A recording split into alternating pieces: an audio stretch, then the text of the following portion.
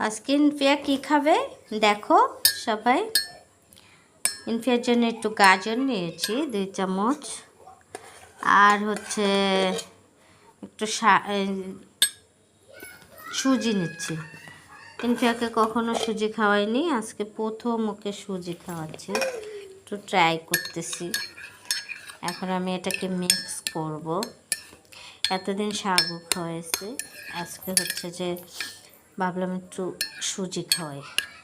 কিচ্ছু খেতে চায় না, জ্বর আসছে তাই।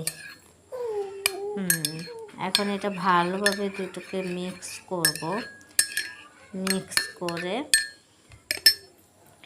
তারপর এটার সাথে আমি ফর্মুলা দুধ খাই ইনফিয়া, সে ফর্মুলা দুধ মিক্স করে দেব।